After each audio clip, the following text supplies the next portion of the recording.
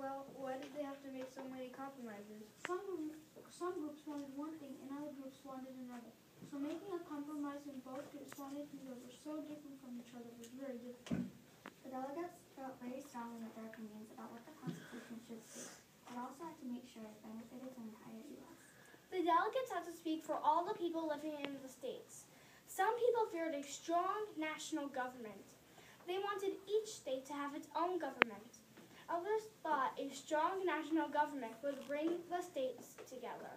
Also, later adding the Bill of Rights to the Constitution helps manage the government and the people's rights. It gives more power to the citizens while limiting the powers of the government. It adds laws to the Constitution for the people's good. This event connects to the Civil Rights Movement. After the Civil Rights Movement, protesters boycotted, wrote sermons and speeches, and participated in sit-ins and marches to claim their equal rights, specifically protected in the Constitution. The rights of African Americans are protected by the Constitution, but what else is protected? The rights of all Americans, the freedom to have a U.S. government organized, the freedom to choose their life to make it the Constitution a success. They thought wisely about secrecy and thought beyond what had happened before. A thought that 200 years ago would have sounded ridiculous, and used each famous strengths of Smarts, curiosity, faith, and hope.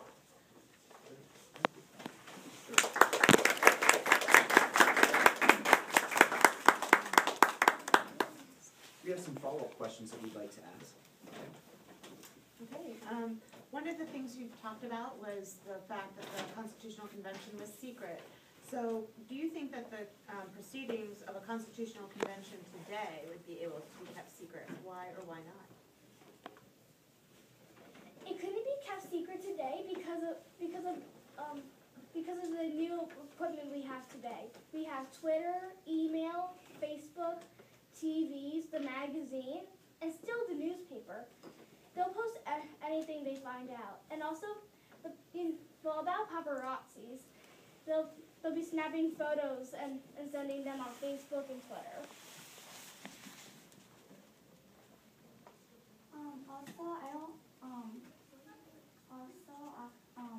It couldn't be kept secret, first because of the technology.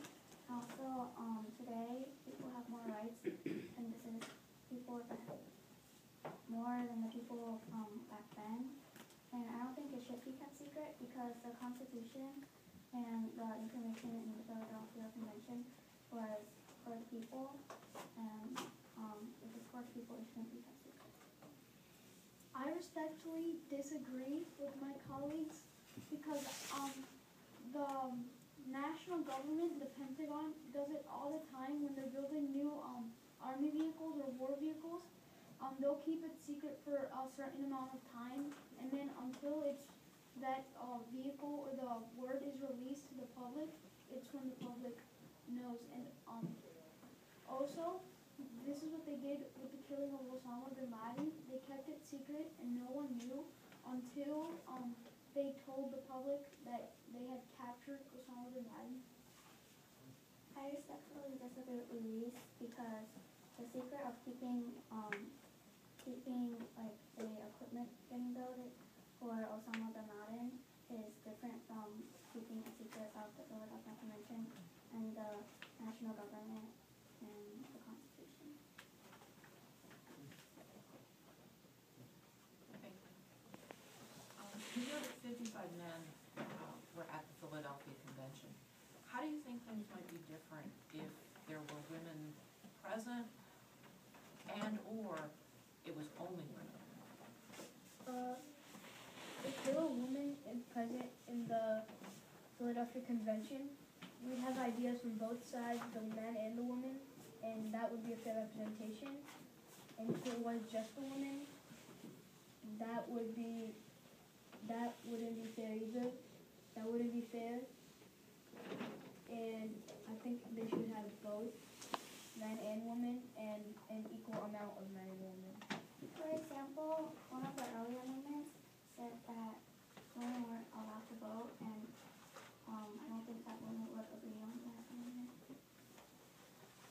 I agree with them. I think it would be different because they would have put their rights in one of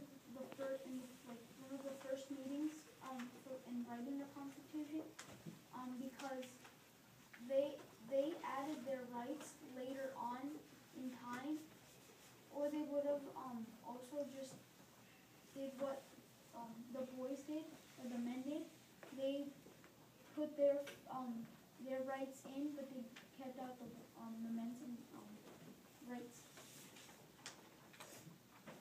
The Constitution would be different if the representatives were women, because they would use the term he or she, or maybe just she.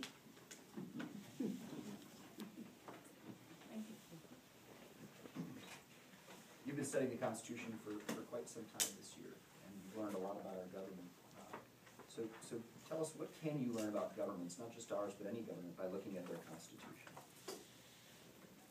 You could learn, like if in the Constitution it says that one race or gender has more rights or is considered another type of class citizen, you could see that you could learn that country is discriminating other people because of their race or gender. You could also learn about what kind of government it is, like, for example, if it's a Republican government or a constitutional government. You could learn how they vote, or if they vote, and if they don't vote, if it's a dictatorial government.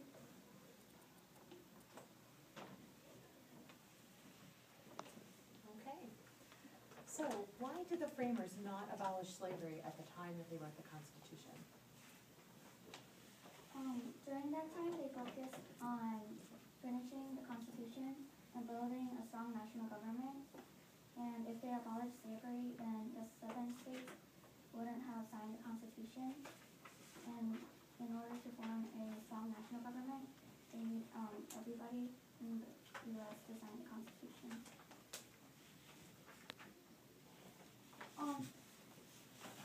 That's what I was gonna say.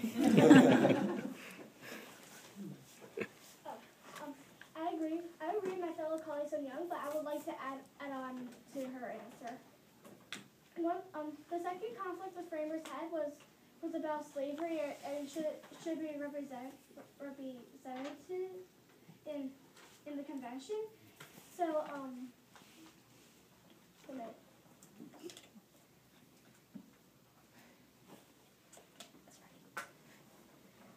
and so if they ratified the Constitution before they abolished slavery, then the southern states would be like, I'm not going to sign the Constitution. You abolished slavery, so I'm not going to sign it. The southern states wanted slavery, but the northern did not. And so if the framers had abolished slavery, the southern states would not sign the Constitution, therefore it could not be ratified. And so there could not be a whole union.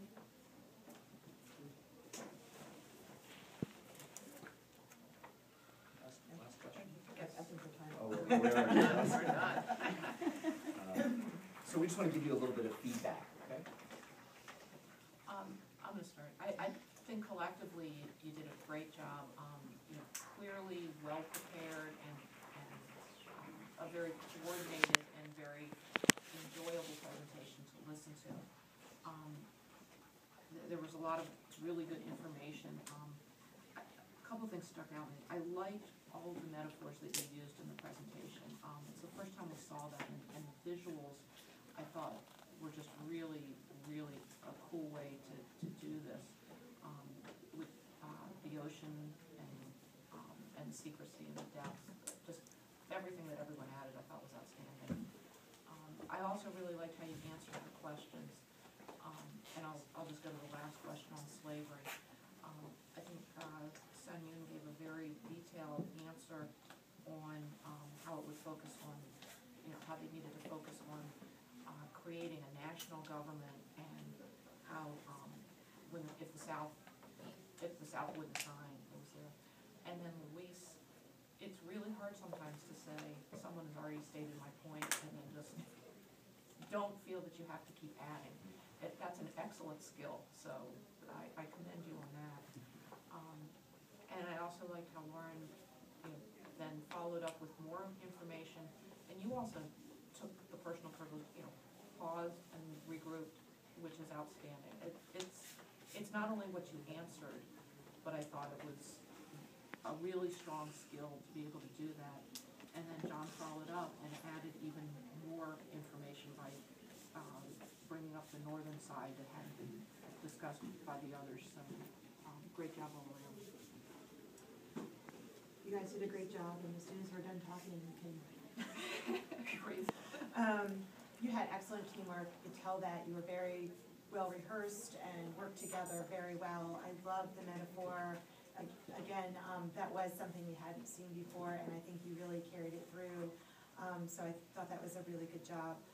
You also had great eye contact, which is another thing that's important. One of the things I found very interesting is when we were talking about in your testimony and then the follow-up questions about the secrecy. And it was interesting because you didn't share the same opinion, but you were very respectful about how you either added one or disagreed. Lauren, at the very beginning, you talked about it was important to keep it secret, but then when we talked about today, you said that's not possible with the technology and the newspapers and the paparazzi and all of that. Nothing would be able to be kept secret, so that was a very good example.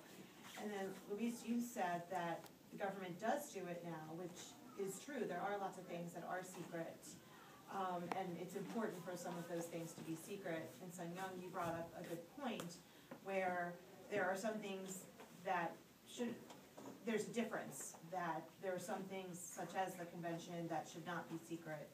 Because it's for the people, they should know about it. So I thought you had handled that whole dialogue very well and all gave very good examples. Cassidy, I liked how you talked about the Bill of Rights representing the rights of all Americans. Excuse me. Excuse me. Because that is a very important addition to the Constitution.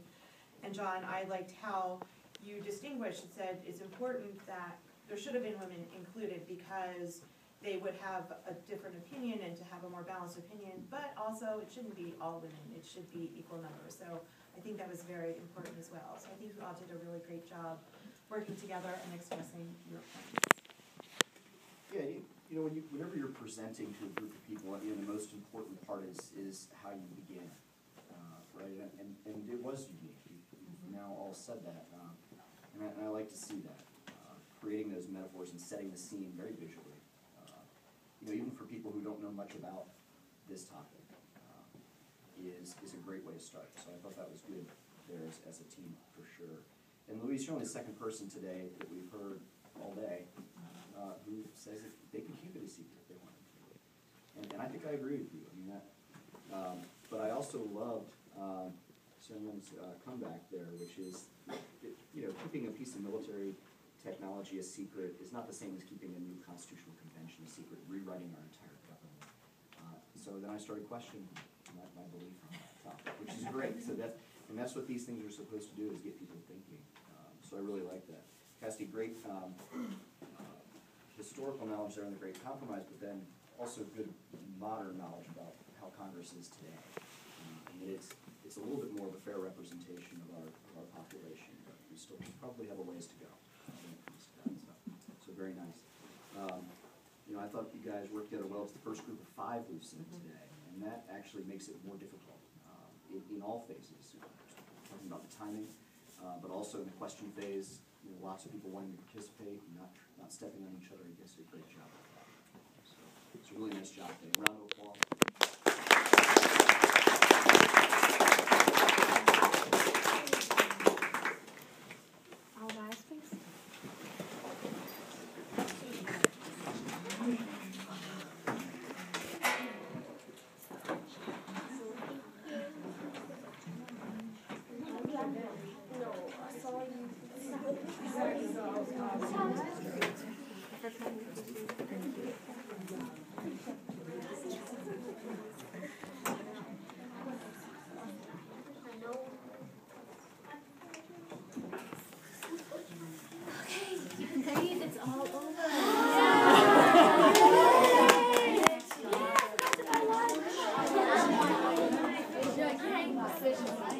Relax, you have about 3 minutes until we go get lunch.